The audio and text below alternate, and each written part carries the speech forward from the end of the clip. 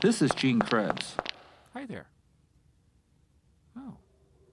Whoop. Whoosh. And we're high on Ohio. We're going around this great state. We're talking to people who are making a difference, who know how things work, for which, as you know, I have no higher praise. So it's my great pleasure today here to be with Debra Lewis-Curlee, who is the Executive Director of the Mount Pleasant Community Zone. And first of all, what is it that you folks do here? What is a community zone, and how do you executive directorize it? The Mount Pleasant Community Zone is a nonprofit planning, implementation, and evaluation agency for originally the Mount Pleasant community. We spun out of a planning grant from the St. Luke's Foundation that looked at when the hospital closed. They wanted to maintain a presence in the community where their not only patients were from, but a lot of their employees. So how did you fetch up in this thing? What interested you?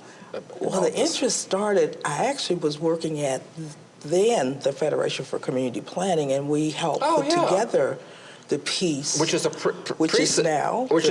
predecessor to the Center for Community Solutions. Absolutely. Okay, and which I should also tell folks originally began as the old community chest, which nobody knows what they do except on a Monopoly game. You get they get $200 or something like that. For passing, right? Yeah. So, as part of that initiative of helping them to identify assets in 3 major communities on the southeast side, and our then councilwoman in this area, who was Odelia Robinson, really pushed the St. Luke's group to use met her this. In the past. Yes, yeah, wonderful a force of nature, if I remember correctly. And her picture's right behind us. Okay.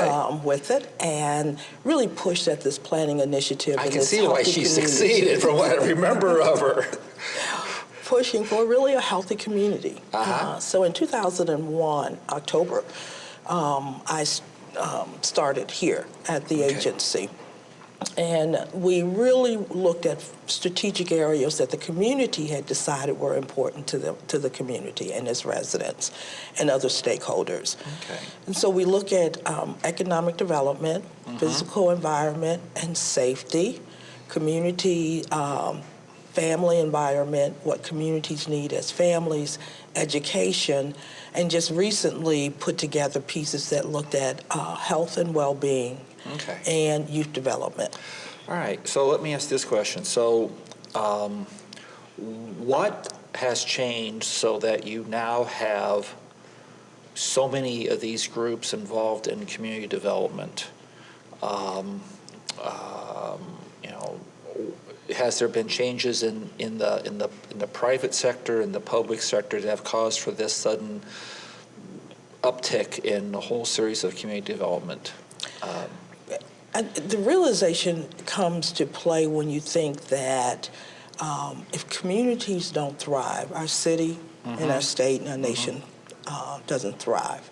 And residents have to, and other stakeholders have to see the importance of community and its participation in the economic growth as we move forward in this sort of big world room of just activities that people live in these communities, but we have to be able to support them where they are and also helping them to move forward. Okay.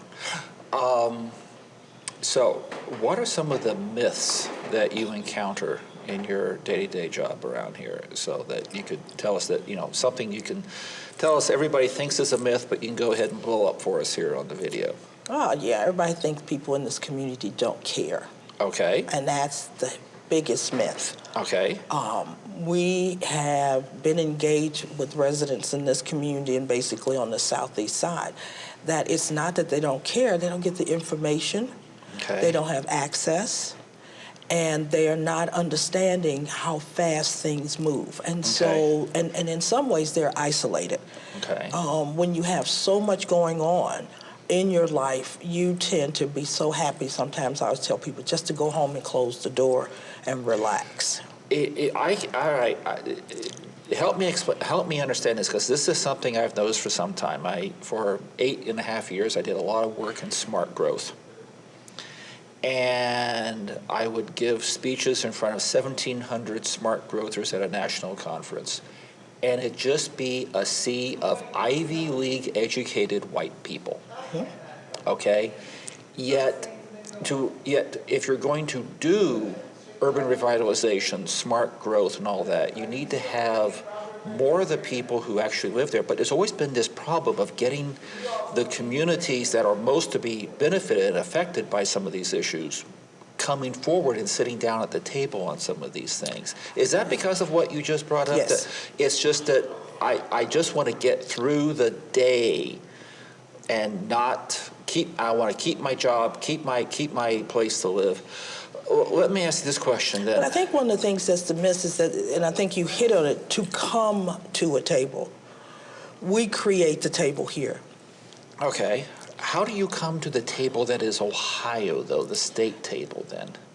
We have to set up a mechanism that even if the physical presence isn't there, the information is there. Okay. And so here's a lot of things that we do and my staff do. We go where people are. Right. If they're already having an event, we have senior centers, we have youth programs, we have daycares, where there are numbers there, and we gather information and package the information and take it. You know, a lot of people say, well, they should go down to the state and lobby. And I kept on saying to someone, so as an employer, would I let my staff take off, and I work at the hotels, the banks, the library, where things are going on at the time that you want me to come to Columbus and lobby?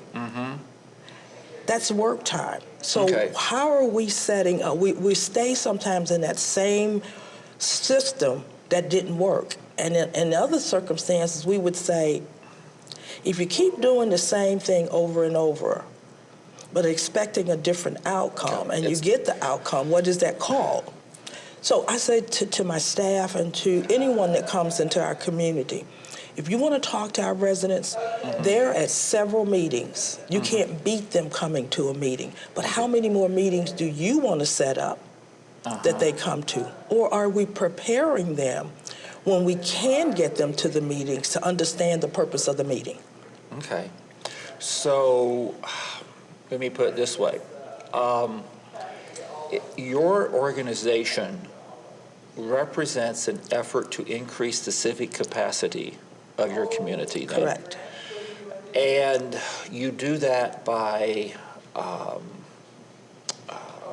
being in touch with people, organizing, staying on top of things.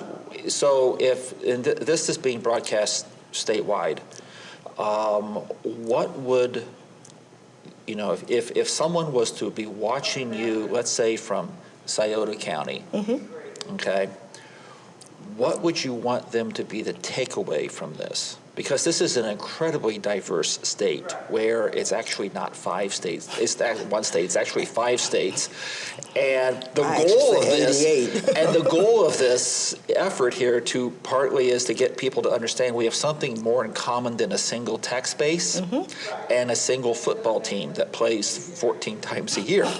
It's got to be more than that. And so what would you? So if this room here was full of citizens from Scioto County, I'm just picking the other side of the state. Sure. What would you say to them about what they could be doing? My question I always ask for, are there places where folks go on a regular basis? Okay. To the bingo hall. Okay. To a social club, depending on the structure of your city, county, whatever else. Why not ask for 15, 20 more minutes of their time to get their input or to provide information? Okay. And so it's a two-way. I'm very comfortable sitting in my environment telling you about me. All right. Like you came to me. Right. So I'm very comfortable here. Okay. And I can express myself freely. Okay. And I probably have some folks around me who have the same feelings. But can you use that also as an opportunity to learn? Okay. And for them to learn. So we've got to think about not setting up the same systems to try to reach, but understand how people communicate. Okay.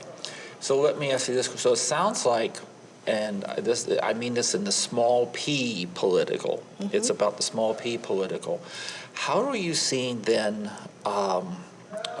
social media, Twitter, emails, Facebook? I don't do Facebook. How do you see all that? Is that changing the civic capacity dynamic here in Mount Pleasant? Is it helping it, hurting it, fracturing it? It's targeted. I have all those accounts and don't go on them. Okay. Because somebody told me I should have them. Okay. But do I read them? No. Okay. But I still read the newspaper. All right. I still watch the news on TV. Okay. And so what I'm saying, there are multiple ways that we must communicate with our folks. Okay. And so we're in this community, we don't have a lot of computers. Right. That families are connected to computers. Right. So for the families that have computers, right. Our youth touch Facebook because they have the little smartphones. Right. So for certain targeted populations, but when we want to reach our seniors, we go straight to where they are. Right. So how do we communicate in multiple ways to reach the multiple population right. at levels where they are? Okay. Your youth outreach, does your youth outreach do anything with apps or? They have a Facebook page. Okay. Mount Pleasant Youth Activist Network. Okay. So they can post. Okay. I have a page for our agency on Facebook. So we post things there. Mm-hmm. Most of the times I'm reaching people outside of Mount Pleasant. Okay. When I post on either our website or our Facebook page or our so it reaches. I'm not sure how many people it reached within Mount Pleasant. Okay.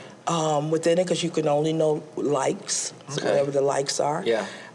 With it, I don't hear a lot of our students talking about Twitter, but there's another group I just found out when teaching my Sunday school called Kick. It's another media. Yeah. So how many ways? So you've got to be able to think about all of those. Yeah. In reaching a population. Yeah. Well, so then I guess the question is, so what keeps you up at night here then? All of that. All of that. What we want to be able to do here, and we always tell people our agency is kind of like, do drop in. Mm-hmm. You don't have to have a reason. Okay. You can come and sit, talk, get information. We want to make sure that we are available to the residents in this community. Okay. I tell people our work hours are not our office hours. Okay. So we're out in the evenings. Okay. We go to ward meetings. We go to senior meetings. We go to meetings to get the word out about what are services, how to access services.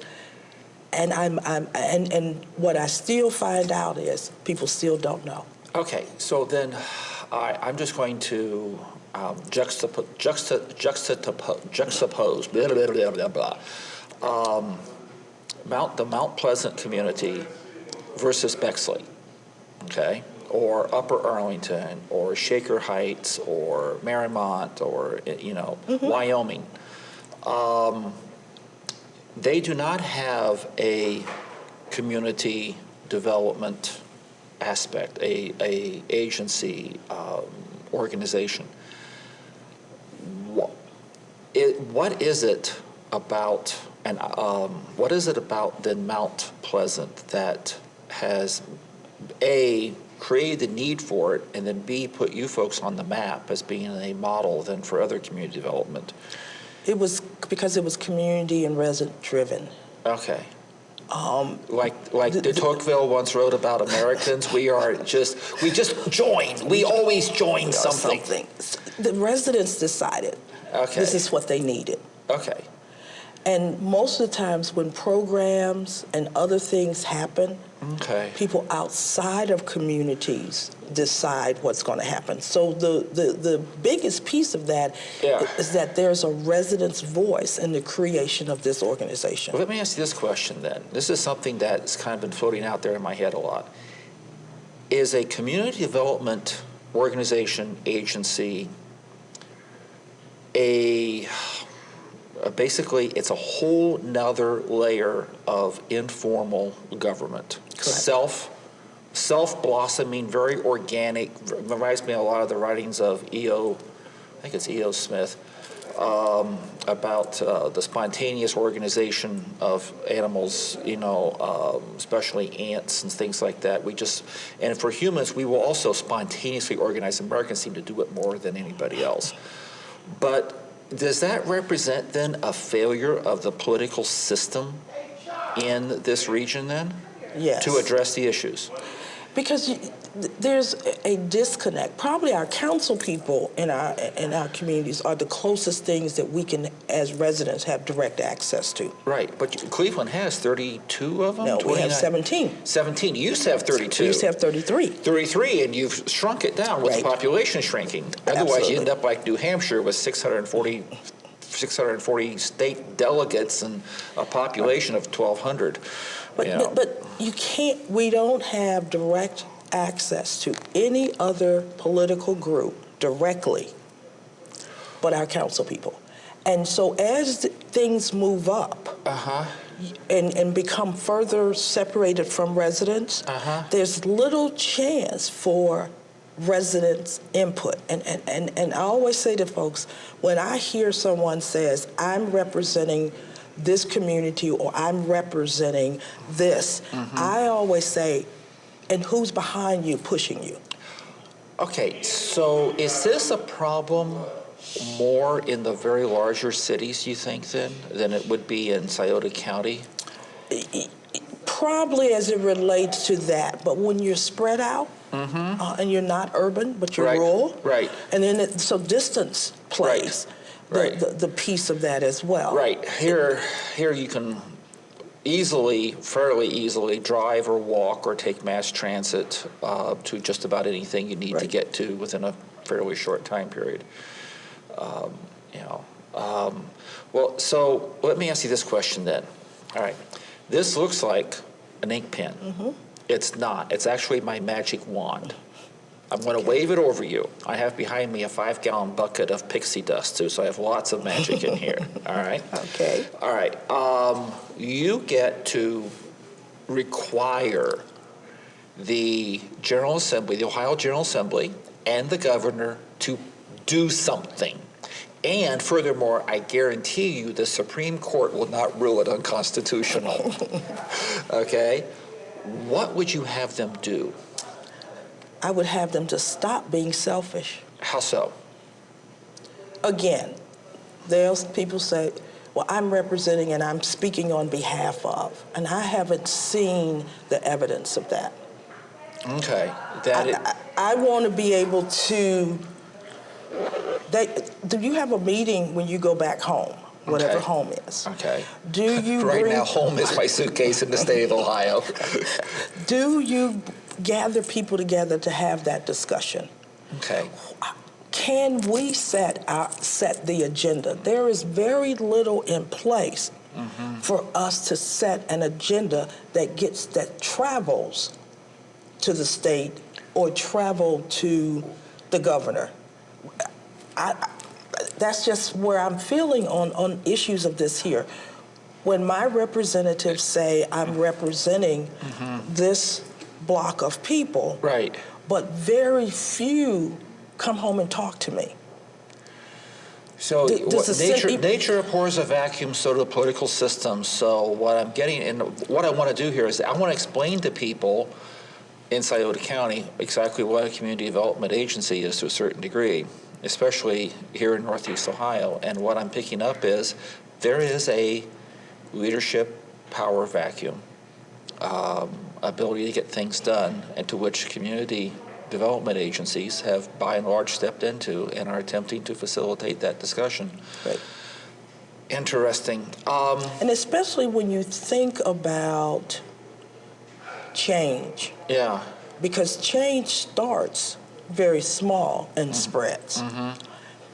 And so if I'm not feeling powerless, and I think a lot of us feel very powerless as we move through or try to get things done, or we feel like that we're running into a large number of blocks and right. maneuvering. All right, let me ask you this question too then. All right. If you are successful in changing the social dynamic in Mount Pleasant, we bump up into the issue of gentrification. And I'm an optimist about Cleveland. I tell this to folks downstate, and they just look at me like I'm smoking something that's legal in Colorado. All right? Okay. And I go, no, I'm optimistic about Cleveland. Northeast Ohio has the bones to be great again. It has a great port. It's got a good industrial base. It has a fantastic array of the foundations that are able to support, and I say provide the WD-40 and the gears. Okay. Okay. You know, it's just, it's very interesting to me. So, in any case, going off to one last thing here then. So, have you read or written any good books lately? And do you have any recommendations for our audience? Well, the first book I read every morning is the Bible. Because I pray a lot. Okay. As it relates to that, and that does give me a lot of strength. And then I read there's a series of religious books by Weber. Okay. And it talks about turmoil. Okay. But it also talks about faith. Okay. And it gives, as I'm reading these books, especially if I go to the gym and I put it on the iPad and I'm working out, because it makes me feel like this is nothing new. Okay. And you can get through it. Okay. And you have to have the strength, the will, and the faith to get through it. Okay. So for me, those are the things that just keep me going in that. Okay. And then the residents who come in, even if they're upset and not feeling like they can do something, just knowing or touching and being very personable with people. You guys really are a missing part of the whole, because I'm a recovering local elected official. And that was what I spent a huge amount of my time doing. I'll share this with you, one story you can chuckle about. Where I'm from, we have county fairs. Okay, just a big social deal of the summer. And one year I had a broken foot, and I was on crutches, and I was staying in the middle of the hot midway, and I had 8 people continuously lined up, all wanting to tell me something. I had my little notebook there, and my wife was there helping me with the crutches and everything. And I would just continue to write things down, and she said, "You're like just another ride here at the carnival." Okay. But we were able to make that connection. Something's missing here. I want to go back a little bit, though, to the earlier conversation and finish it with gentrification, though. With gentrification, is it a fear here? Is it a worry? No, not in this community, I think. Okay. Here. This community, and basically the southeast sides, were where most African Americans, before we were allowed to move into the bigger worlds, spent time. So we have older seniors here that love living in this community. That's why there are a couple of senior buildings. They don't even want to move out the community. Okay. With that, what would be great if people would come back. I mean, I've been living in this community. My parents were just come in and lend itself. I've driven around a little bit. It's a very pleasant community very up here. Pleasant. But I mean, we don't people need to understand that Cleveland's just not full of abandoned houses and mean people. Yeah, it does happen, but you've got a very nice is aptly named. Yes, Mount Pleasant. Mount Pleasant, a It's pleasant place to be. We sort of took that tagline onto it. Well, We're the biggest urban park in the state of Ohio, right next door here. Festivals, things that go on, but we've got to also figure out how do we publicize ourselves, because all the other things that come out, we've asked people to cover great things that go on in this community. We can't get that coverage, but as soon as someone gets shot, every news media is out. Bam. But all of a sudden you have someone available. Several years ago, I was at a conference, and the facilitator said, how many of those of you in the room sincerely believe that within 10 years your issues can be resolved and your organization can fade away? I raised my hand up. I was the only one out of 1,000 people to raise my hand up. Okay. Little did I know it, but my funder from the Gun Foundation was sitting in the back of the room. And afterwards he said, you don't think of it as a blank check, but it's pretty damn close. Okay. Let me put it to you this way. If you were you are filling in a vacuum. Let's say the governor shows up here. Let's say the governor shows up. Let's say Sherrod Brown shows up. Let's say Rob Portman shows up. Let's say you're Marcia Fudge here, right? Marcia shows up. Your state senators, your state reps, everybody shows up and says, what can we do? And what would it take for the necessity of your organization to fade away, that the political system has caught up with the needs of your citizens here? What would it take for you to be so successful you can go away? Is it that the organization goes away, or we keep trending with the needs of what's happening in communities? Or you change. Correct. Or you evolve to the next series of needs. Correct. What would it take for you to get to that next point, do you think? The governor being here? We can. Has any governor ever been here? In our community?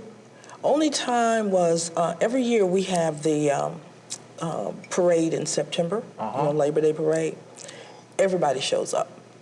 Right down this street right here. Okay. And then we don't see them again until either election year or somebody they're supporting. And now they come down this street.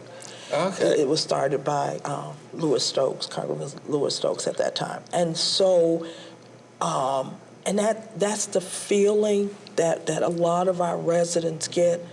You show up for here, but we don't see you anymore. And it's not all of them. So right. I'm generalizing. I we understand. don't see them anymore. I'm a recovering politician. It's okay. It's okay. But there are some that are here and they're up in your face. They're listening to you. We have ward meetings every month. Okay. Probably the most people who are accessible, because the others are not even in Cuyahoga County or Cleveland, is, again, our council people, because it's ward meeting. Yeah. But they're at the times when our reps are either in Columbus or in Washington. So they're not hardly back, during the times when residents meet. We have 35 street clubs. I can get you, at the drop of a hat, 200 to 300 people in a room.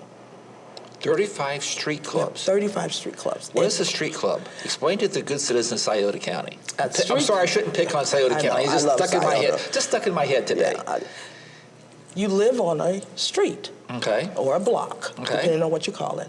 And the residents of that area, or a combination of those, get together and say, here are our standards we're going to live by on this street.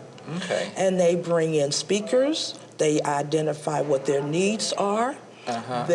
We do a lot of training with our residents around, especially when we was looking at this large number of foreclosure, and they were boarding up houses or not boarding them up, how to address the system here, write the letter, tell them the house address, what are you seeing done, keep track, keep pressure, because they will ignore you because they don't hear you. So with that, then we'll say we had an issue with safety. So if several of our street clubs said at 5:30 in the morning we're going to turn on our lights so that our children can walk to school safely. Okay. With that, and then we have police academy trainings where we learned, all of my staff went through it. We're having one, it's a 6 to 8 week program. Police come and talk about issues facing them, how to make reports, how to be responsive. Then we have neighborhood watch trainings that then they can, again, get reinforcement, and they help their neighbors. Because we're a very small staff. We can't help everyone. How many staff do you have here? 5. 5. I was going. Yeah, my guess was 4. Okay. 5. And so it's this each one teach one, or Sankofa, reach back and bring forward, so that people begin to be, and now you start bringing people out and having, so we offer our facility for trainings, we offer our facilities for meetings. With that, then in the summertime, we say meet in your backyard, get to know your neighbor, because at one time we weren't telling people things. It was like, I don't want to know my neighbors, and then as soon as something happens, I don't even know their name. You're responsible for, and I use this example for a lot of our residents recently. We are in 4th District Police. 4th District Police has 8 statistical neighborhoods. 94,000 people. That's bigger than some cities. Oh, it's bigger than 78 of the 88 counties. Right. So that's one. We have 211 police officers assigned to 4th District. For 94,000, working 3 shifts, and you want them to protect you. You better learn how to protect yourself first and help them to protect you.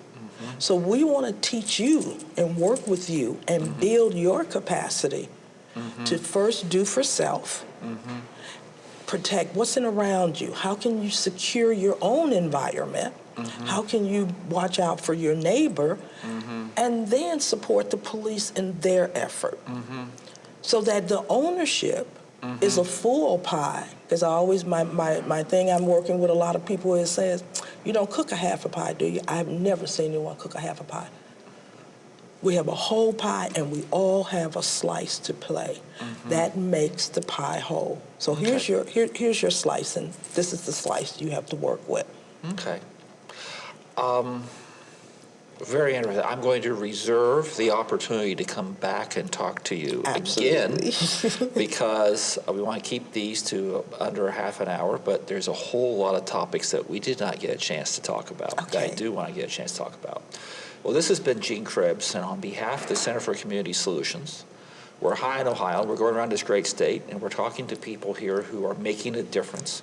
And I think after listening to this, I think you would agree that Debra Lewis-Curlee is indeed making a difference here in Mount Pleasant. Though I will also tell you, it's such a delightful spot, and it's so nice that someday I'm going, your job is not as hard as what you may think it is. Some people may think it is. It's fun. It's fun. And so with that, tune in next week. Thank you very much.